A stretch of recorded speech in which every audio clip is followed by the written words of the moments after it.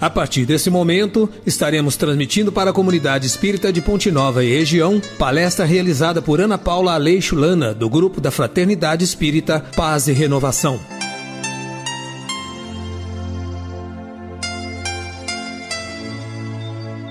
Boa noite. Convido a todos para pensarmos hoje, durante 20 minutinhos, sobre o tema O Homem Bom, à luz da doutrina espírita. O que mais se ouve hoje em dia são as pessoas se queixando da falta de bondade no mundo.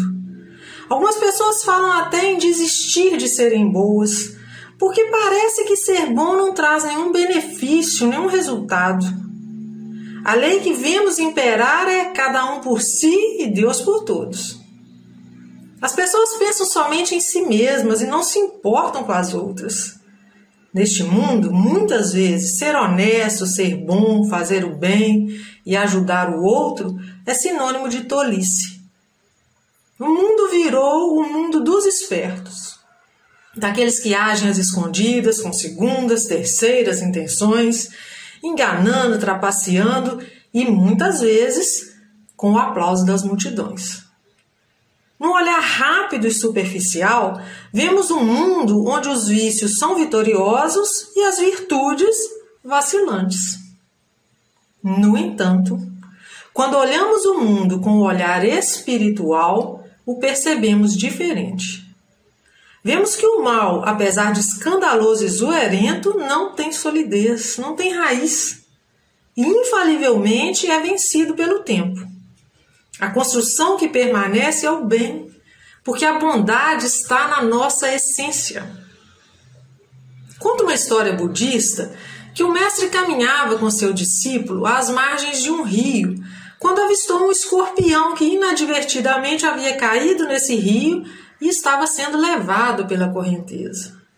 O escorpião lutava desesperado para alcançar a margem. De repente, o mestre abaixou-se e lhe estendeu a mão. Rapidamente o escorpião subiu sobre ela, ficando a salvo da morte iminente. O mestre então pôs a mão delicadamente sobre o chão, permitindo que o escorpião desça seguro e siga sua caminhada. O escorpião desce apressadamente das mãos do mestre, mas, ingrato, lhe dá uma picada venenosa. Assustado, o discípulo olhou para o mestre e perguntou: Mestre, por que o senhor fez isso? Acaso desconhece que é da natureza do escorpião picar? E o mestre, com semblante tranquilo, apesar da dor, olhou para o discípulo e lhe disse: E acaso você desconhece que é da minha natureza ajudar? Somos assim. Nossa natureza é boa. Somos espíritos imortais, criados à imagem e semelhança do Pai, que é infinita bondade e sabedoria. Nos encontramos distantes da nossa natureza quando não somos bons. Comprovadamente, se não perdoamos, adoecemos. Se não exercemos a bondade, abrigamos a tristeza. Se não somos fraternos, amargamos solidão e depressão. A ciência comprova a cada dia que todas as doenças têm causa emocional. Elas nascem na alma e desaguam no corpo. O que acontece no mundo, exceção feita aos casos clínicos que precisam de remédios e acompanhamento médico e psiquiátrico, é que há muitas pessoas experimentando solidão, depressão, amargura, tristeza, vazio existencial, porque não estão desenvolvendo seus potenciais de bondade e de inteligência. Vivem fechadas em si mesmas. Felicidade não é o que acumulamos. Felicidade é o que nós compartilhamos. Felicidade não está nas coisas, no ter, e sim no ser, no sentir, no conviver. Que adianta um banquete farto num castelo talhado em ouro se estivermos comendo sozinhos? O bom da refeição é poder compartilhar. Somos criados para o compartilhamento, somos talhados para a bondade. No Evangelho segundo o Espiritismo, capítulo 17, item 3, Kardec escreve um extenso item sobre o homem de bem. E nele descreve uma série de virtudes que são acessíveis a nós no atual momento. A bondade é somente uma das virtudes listadas. Kardec fala em fé, benevolência, indulgência, perdão, respeito, humildade, honestidade, gratidão e várias outras. E finaliza dizendo que existem muitas outras virtudes a serem conquistadas além dessas, mas que aquele que se esforçar por possuir estas estará no caminho que conduzirá às demais. Quando lemos esse item, parece que Kardec fala de um ser de outro planeta, super-homem, um super-herói dos filmes de ficção. Mas, na verdade, estes somos nós. É o nosso DNA. Porque somos filhos de um Criador infinitamente bom e justo. E esta é a nossa natureza. Ainda que hoje nos achemos distantes dessa realidade, seremos bons. Porque bondade é a única coisa que permanece para sempre. O mal, ele tem existência efêmera, ele é oportunista. Ele só existe enquanto não desenvolvemos a bondade. É como a sombra. Só existe quando algo faz obstáculo à luz. Quando esse obstáculo não bloqueia a luz, como o vidro, por exemplo, não existe sombra. E o Espiritismo é um consolador, porque nos aponta estes potenciais divinos que existem em nós, e a bondade é um deles. A doutrina espírita nos convida ao esforço diário da transformação íntima, esclarecendo que já tivemos muitas vidas e ainda teremos inúmeras outras para a realização desse intento, porque não é rápido, não é fácil, mas é possível atingir essa bondade que nos aproxima do Pai. O caminho é longo, ainda estamos longe da chegada, mas já iniciamos a caminhada. O próprio Jesus, que é o maior exemplo de perfeição que podemos aspirar aqui na Terra, não aceitou ser chamado de bom. Pensa, Jesus não se achava bom. Está registrado lá em Lucas, capítulo 18, versículos 18 e 19, quando um certo príncipe, chegando até Jesus, diz: "Bom mestre, que hei de fazer para herdar a vida eterna?" E Jesus lhe responde: "Por que me chamas bom? Ninguém há bom senão um, que é Deus." Dessa resposta do mestre, concluímos que a nossa necessidade de aprendizado e transformação ainda nos acompanhará por muitos séculos. Se o mestre Jesus não se declarava bom, e nós então? Nessa passagem, Jesus, num gesto de extrema humildade e modéstia, nos fala que ele também está inserido nesse processo de aperfeiçoamento. Que o único que não melhora, que não se transforma, porque está pronto é Deus, que é a perfeição absoluta. E como médico que não veio para os sãos, Jesus nos convida a trabalharmos em seu projeto, em sua seara, que é a redenção das imperfeições humanas, das nossas imperfeições, através da transformação íntima. É a eterna busca pela bondade, pela perfeição. E ele nos dá a direção. Quando ele nos fala perdoar, não até 7, mas até 70 vezes 7. Amar vossos inimigos, fazer bem aos que nos odeiam, bendizer os que nos maldizem e orar pelos que nos caluniam.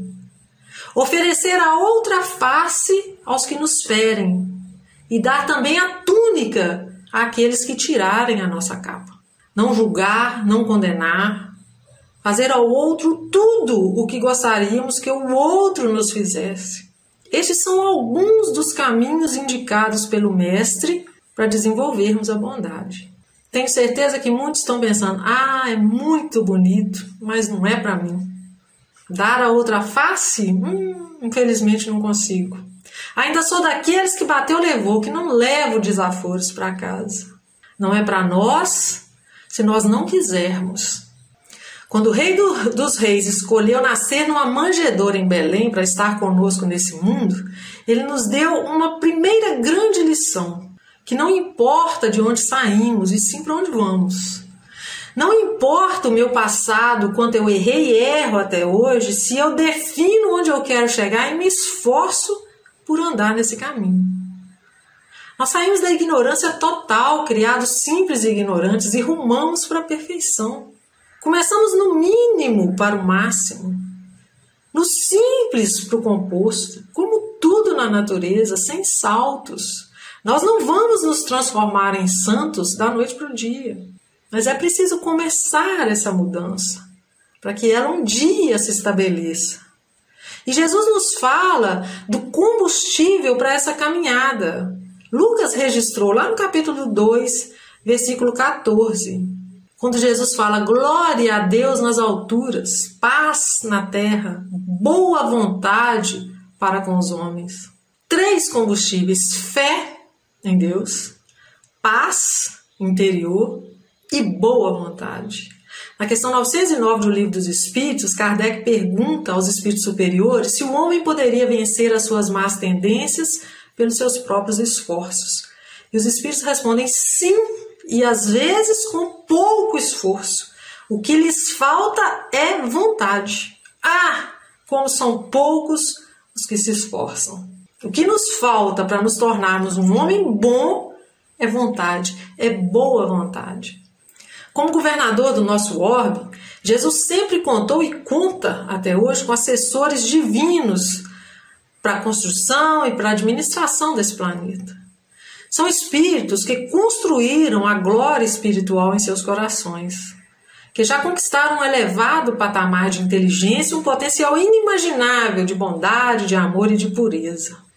E por que Jesus não trouxe essa equipe com ele quando veio até nós, ao invés de convidar aqueles pescadores para lhe seguir?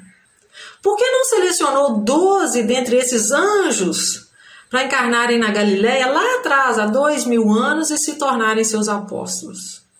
Seu trabalho seria muito mais fácil. Mas eu pergunto, será que se assim tivesse sido, nós nos identificaríamos com esses discípulos perfeitos?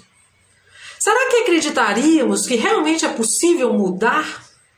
Acredito que não haveria identificação entre nós e os apóstolos do Cristo se eles já estivessem prontos.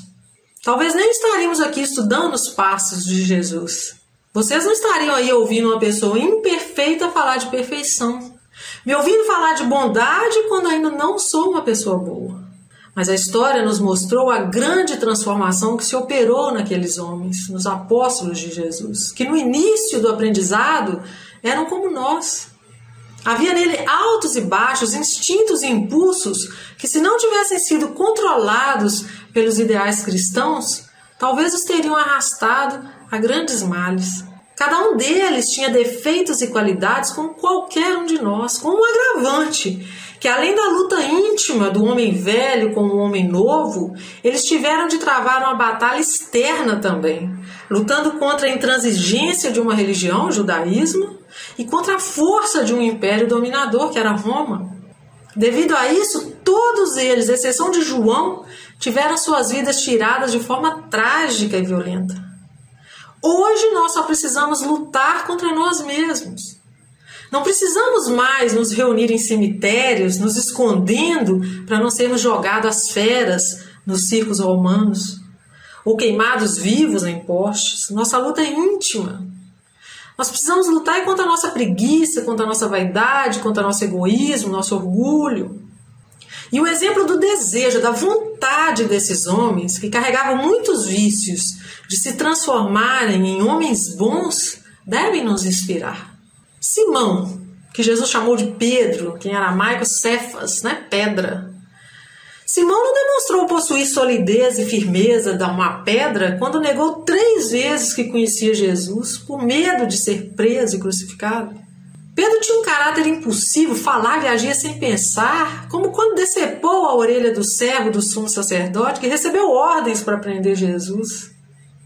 Jesus o repreendeu nessa e em várias outras ocasiões, mas também o elogiou pela sua fé, pela sua confiança, pela sua determinação. E Pedro conseguiu se tornar o pai espiritual dos cristãos. E escreveu em sua primeira carta, capítulo 4, versículo 8, sobretudo, tende amor, ardente amor uns para com os outros, porque o amor cobrirá a multidão de pecados. Pedro morreu em Roma no ano 67, crucificado de cabeça para baixo, porque não se achou digno de morrer como Cristo. João também é um outro apóstolo que nos serve de inspiração. João ficou conhecido como um discípulo muito amado, mas longe de se revelar um homem calmo, paciente e manso, João tinha um caráter extremamente violento e vingativo. Isso fica patente na passagem que é registrada por Lucas, capítulo 9, versículo 54, quando moradores de uma vila samaritana negaram hospedagem para o mestre, e João deseja que desça fogo dos céus para consumir aquela gente. Caminhou muito esse apóstolo até escrever em sua primeira carta, capítulo 4, versículo 8, quem não ama não conhece a Deus. João foi o último apóstolo a morrer no ano 100 em Éfeso. Ele tinha 96 anos de idade. E foi o único do grupo que teve morte natural, depois de dolorosas perseguições e do exílio na ilha de Patmos, onde ele escreveu o livro do Apocalipse. Tomé também é um apóstolo que pode nos inspirar. Tomé mostrou-se tão duro e teimoso em não acreditar na ressurreição de Jesus que exigiu esforços especiais do mestre para lhe provar que ele havia sobrevivido à morte. Mas uma vez convencido, saiu a pregar por toda a Índia, anos a fio, até ser morto, vítima de inúmeras torturas no ano 53 da era cristã. Tiago, identificado como Tiago Maior, também tinha um caráter impetuoso, tanto que recebeu de Jesus o apelido de Filho do Trovão, e foi repreendido várias vezes para segurar sua língua e controlar sua raiva. Mas também se transformou e ensinou as virtudes cristãs pela palavra e principalmente pelo exemplo em toda a Espanha, que o tem como seu patrono. Foi o primeiro dos apóstolos a morrer pela espada, foi decapitado em Jerusalém no ano 44. Um outro apóstolo que nós também podemos nos inspirar nele foi Levi, ou também chamado Mateus. Mateus enriqueceu numa profissão desprezada pelos judeus, que era de publicano, porque muitos deles enriqueciam de forma ilícita, extorquindo os irmãos judeus. No entanto, quando ele conhece Jesus, ele abandona toda a sua riqueza e o segue. E nos deixou um incalculável tesouro, que são suas anotações sobre a vida e ensinos de Jesus. Esse evangelho ele pregou por toda a África, até ser morto no ano 74. Simão Zelote é um outro exemplo que eu também posso dar. Simão pertencia a uma seita rebelde, conhecida como Zelotes ou Zeladores, por isso Simão Zelote. Essa seita lutava para a libertação de Israel do jugo de Roma, porém de forma violenta. Simão derramou muito sangue romano. No entanto, após contato com os ensinamentos cristãos, Simão se transformou num homem leal, corajoso e que aprendeu a perdoar. Ele permaneceu na Palestina pregando incansavelmente os ensinos de Jesus até ser morto também. Teve seu corpo cerrado ao meio pelos judeus no ano 70. Nós conseguimos nos identificar com esses apóstolos. Temos medo como Pedro, dúvidas como Tomé, desejos de vingança como João. Muitas vezes falamos sem pensar como Tiago. E se eles conseguiram se transformar em homens bons, nós também conseguimos. Jesus pacientemente conseguiu fazer desse grupo de homens imperfeitos o mais eficiente corpo de discípulos que o cristianismo já teve em toda a sua história. Tem um escritor e professor inglês, Terrod Glover. Ele escreveu um livro, O Jesus da História, e nele ele fala assim: o maior milagre da história parece ter sido esse, a transformação que Cristo conseguiu operar naqueles homens. Os apóstolos conseguiram o feito de evangelizar a si próprios e evangelizar o mundo. E Cristo nos mostrou, com a transformação daqueles rudes pescadores em apóstolos da caridade, que a nossa transformação em homens bons também é possível. E a nossa vida é o meio para essa transformação. Não aguardemos ser bons para trabalharmos na seara do Cristo. Ao contrário, trabalhemos na seara do Cristo enquanto aguardamos ser bons. Porque somente à medida que nos esforçamos para aprender e, mais importante, para vivenciar os ensinamentos do Cristo em nosso dia a dia, às vezes rindo e às vezes chorando, que a vida age em nós. E sem que percebamos a cada dia vivido sob a inspiração do Cristo Jesus, nos tornamos um pouco melhor. O fato de sermos imperfeitos não é desculpa para abandonarmos nosso dever junto ao mundo que nos acolhe. Se o mundo não é bom, é porque nós não somos bons. Se existe sofrimento por toda parte, é porque nós não estamos fazendo a parte que nos cabe na obra divina, que é ajudar o irmão em dificuldade. Secar as lágrimas alheias é nosso dever e nossa redenção. E Deus não espera que sejamos bons para fazermos nosso dever, porque Ele sabe que é fazendo nosso dever que nos tornaremos bons. Vamos ter fé nesse Deus que acredita em nós. Vamos buscar essa paz interior para que ela transborde ao nosso redor. Diz a música de Almir Sater, é preciso paz para poder sorrir. Vamos ter boa vontade na convivência, na vivência com o outro em cada dia. Importante, sejamos felizes durante essa busca. Evolução espiritual é aproveitar a jornada, não é transformar o processo de aprendizado numa guerra, num suplício. Nós viveremos muitos séculos nesse processo. Então, nós não precisamos sofrer para nos transformarmos em homens bons. Precisamos valorizar a satisfação que sentimos quando ajudamos o outro, quando podemos ser úteis. A maioria de nós, subjugados pelo egoísmo, só percebemos o que o esforço pela boa convivência consome de nós. Paciência, tempo, lágrimas muitas vezes. Mas não vemos a luz que resplandece em nós cada vez que ajudamos o outro.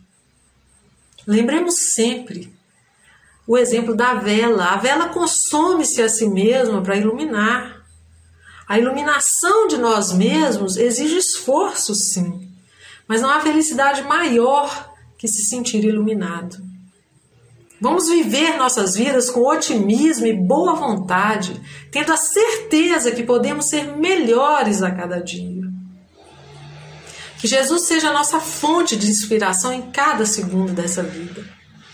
Que possamos ser reconhecidos como seus discípulos pela bondade que espalhamos ao nosso redor. E que Deus nos abençoe. Muito obrigada e uma boa noite a todos.